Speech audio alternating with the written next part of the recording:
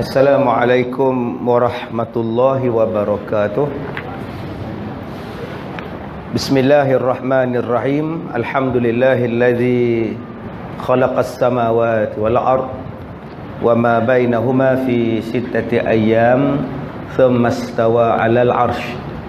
Asyhadu an la ilaha illallah wa asyhadu anna Muhammadan 'abduhu wa rasuluh wa nusalli wa nusallim ala Rasulillah wa ala alihi wa sahbihi ajma'in. Alhamdulillah, makasih pada Ustaz Zahrul Lail yang saya hormati, pegawai-pegawai daripada TM yang menganjurkan program kita pada tahun ini dengan kelabnya.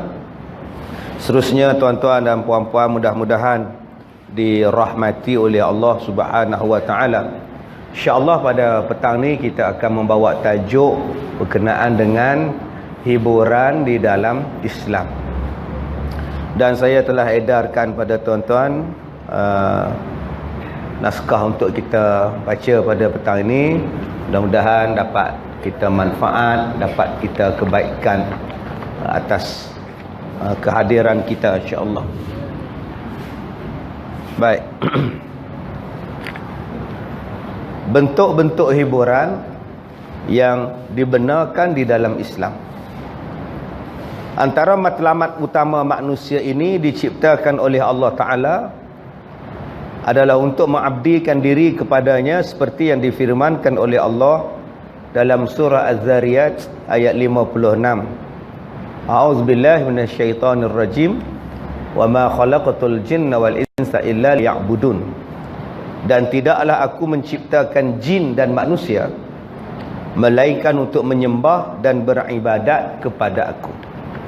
Ini yang Allah Ta'ala sebut di dalam surah Az-Zariyat ayat 56. Allah Ta'ala sebut, tidaklah aku, dan ingatlah, aku tidak menciptakan jin dan manusia. Tidaklah aku jadikan jin dan manusia melainkan untuk beribadat kepada aku. Jadi kalau kita faham matlamat, tujuan kita diciptakan oleh Allah, maka senang cakap apa yang kita buat, tujuan dia ialah untuk pengabdian kepada Allah. Apa yang kita buat, duduk, diam, tidur, baring, berjalan, cakap, melompat, semuanya itu adalah untuk mengabdikan diri pada Allah. Kalau yang kita buat itu tidak ada bentuk ataupun perkara yang menjurus kepada mengabdikan diri kepada Allah, maka kita boleh sebut benda itu sama ada dia jadi haram, sama ada dia menjadi lara, dalam braket dia jadi sia-sia atau tidak berfaedah. Jadi yang kita target ialah untuk membuat sesuatu yang mana tujuan ia ialah untuk mengabdikan diri pada Allah. Daripada abdi ini kita boleh sebut dia boleh jadi ibadah, supaya menjadi perkara yang membawa ibadah. Bila sebut ibadah tu apa? Benda itu tidak haram, malah diberikan pahala, maka disebut sebagai ibadah. Jadi kalau tidur kita itu adalah tidur ibadah, dapat pahala. Macam mana tidur yang dapat pahala? Datang bulan Ramadan, kalau siang, kalau aku jaga, kalau aku tak tidur, banyaklah benda maksiat aku nak buat. Tengok benda haram lah, cakap benda yang haram kan. Daripada aku tengok benda haram, cakap benda yang haram, baik aku tidur. Maka tidur pada masa itu menjadi ibadah. Bukan maknanya lepas sah kata habis saja sahur, sembahyang subuh, tak tidur sampai ke zuhur, lepas zuhur tidur balik, sampai ke asar, lepas asar tidur balik. Lamanya mak tidur, mak ibadat dia. Itu bukan ibadat, itu benda yang tidak mendatangkan baik. Sebab tidur kita tadi bukan tidur yang berbentuk ibadah. Jadi yang dikatakan ibadah tadi ialah sesuatu benda yang bermanfaat kepada kita di hari kiamat, maka dia disebut sebagai ibadah. Sesuatu yang kita buat dan ada faedah untuk akhirat, itu dipanggil sebagai ibadah. Tetapi sesuatu benda yang tidak mendatangkan manfaat di hari kiamat, tidak ada faedah kepada kita di hari akhirat, maka dia dipanggil sebagai perkara-perkara dunia ataupun perkara-perkara lara. Jika perkara yang kita buat dalam dunia itu mendatangkan musibah di hari kiamat, maka dia dipanggil sebagai benda-benda haram atau benda-benda dosa. Jadi yang kita nak tengok sekarang ni bukan di dunia, yang kita nak tengok selepas ni, di hari akhirat. Apa faedah kita untuk hari akhirat? Baik, kemudian maka menjadi tanggungjawab kita untuk menjadikan setiap aktiviti kita, termasuk berhibur, sentiasa berada di dalam ruang lingkup beribadat kepada Allah.